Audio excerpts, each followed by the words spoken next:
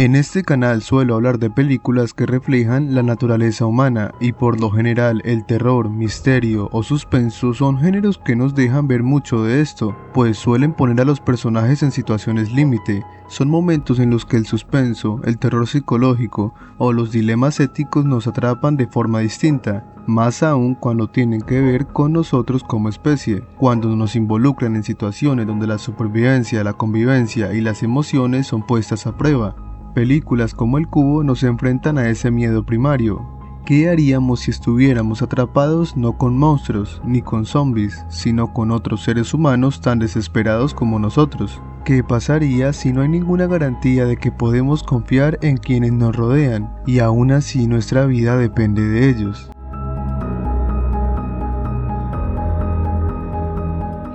El Cubo, estrenada en 1997, fue una pequeña película canadiense que con pocos recursos logró construir un mundo claustrofóbico, paranoico y profundamente humano. Curiosamente, años más tarde aparecería Saw, que también explora la idea de poner a prueba a personas en situaciones extremas. Aunque Saw tiene su propio sello, no es descabellado pensar que sus raíces conceptuales vienen de lugares como este, un experimento donde no hay monstruos ni poderes sobrenaturales, sino seres humanos enfrentados a su propia naturaleza. Pero hoy no vengo a hablar de ese tipo de trampas ni de gore. Hoy vengo a hablar del cubo como espacio físico y como metáfora, porque aunque parezca un simple escenario de ciencia ficción, este laberinto es también una prueba moral, un test psicológico, una máquina que observa, registra y compara cómo reaccionamos cuando solo tenemos una opción, avanzar hacia lo desconocido. Todo en el cubo está diseñado para desorientar. Es metálico, geométrico, repetitivo y frío. Cada habitación tiene 6 salidas y todas parecen iguales, pero no lo son. Algunas son completamente seguras, otras están diseñadas para matar y lo peor, no hay forma simple de saber cuál es cuál. El cubo no se explica, no se justifica, solo existe. Es un sistema cerrado, una arquitectura inhumana que pone a prueba no solo el cuerpo, sino el juicio, las emociones, la paciencia y la moral. Esta estructura nos recuerda a esos experimentos científicos donde los sujetos no saben que están siendo observados. ¿Quién los puso allí? ¿Con qué fin? ¿Importa realmente? La película nunca responde del todo. Y eso es parte del horror, la sensación de que el sistema no necesita tener sentido, que puede existir simplemente porque sí, porque hay suficiente dinero, poder y vacío moral como para que alguien decida hacerlo. Pero a diferencia de otras películas del género, aquí las criaturas no vienen de afuera, las trampas no tienen inteligencia, el enemigo no es el cubo, es la humanidad misma. Y como todo experimento real, los sujetos de prueba no están al azar. Comencemos con el pájaro, un experto en escapar de cárceles. Desde el inicio parece confiado, autosuficiente, cree que no necesita de nadie más, pero su actitud revela que esa experiencia está teñida de ego, y es precisamente ese ego el que lo condenaría después, el que lo vuelve inútil cuando el sistema no responde a sus reglas conocidas. Luego está Quentin, el policía, es quien parece ser desde el inicio el líder natural del grupo, es fuerte, con voz de mando, con una misión de proteger o dominar.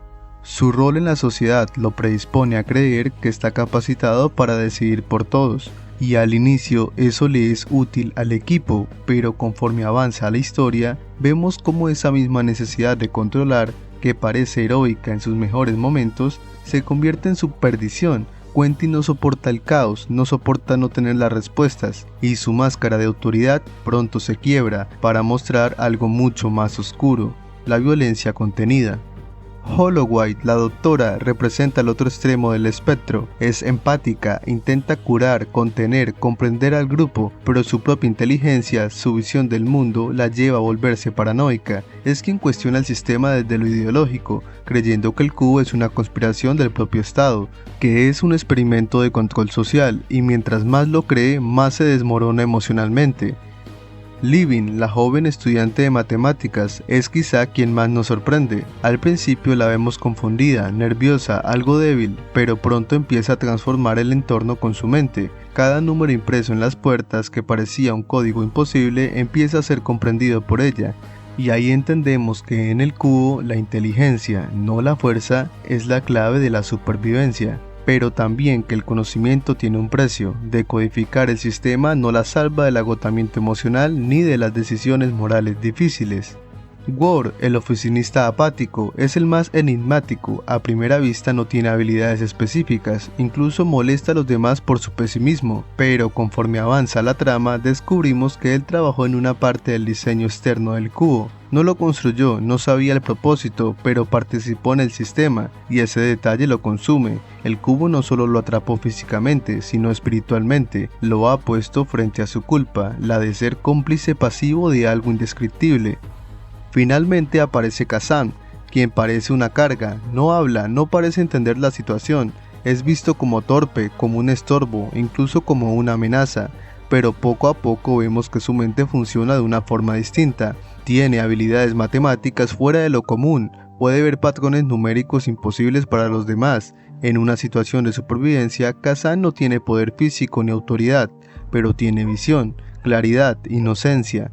Es el único que no busca dominar, ni escapar solo, ni cuestionar el porqué, simplemente hace lo que puede con lo que tiene, y eso lo convierte en el símbolo más poderoso de toda la película.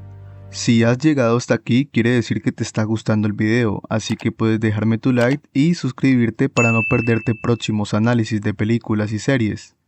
Ahora, volviendo a la película, mientras avanzan, el cubo no solo castiga el cuerpo, también castiga las relaciones. Cada vez hay menos paciencia, menos energía, menos confianza, y todo se concentra en momentos de tensión cada vez más largos. Los silencios se alargan, la paranoia se apodera del ambiente. El cubo no es solo un espacio físico, es un amplificador emocional, saca lo peor y también lo mejor de las personas. Es un espejo que no tiene filtro.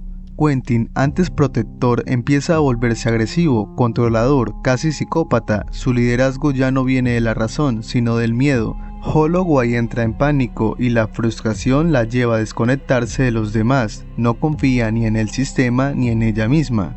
Living, que parecía frágil, se quiebra pero no se rinde. Comprende que el cubo está en constante movimiento y reacomodo, que no solo es un laberinto, sino un mecanismo vivo. Y a medida que descubre cómo calcular las salidas posibles, nos muestra algo importante. La clave para sobrevivir no es huir del monstruo, es entenderlo.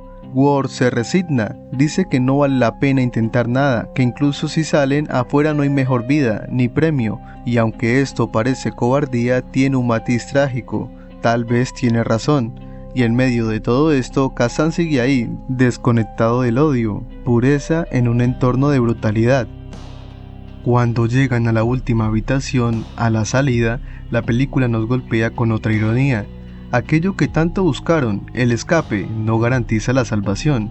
Living y Ward están emocionalmente agotados, pero hay algo más.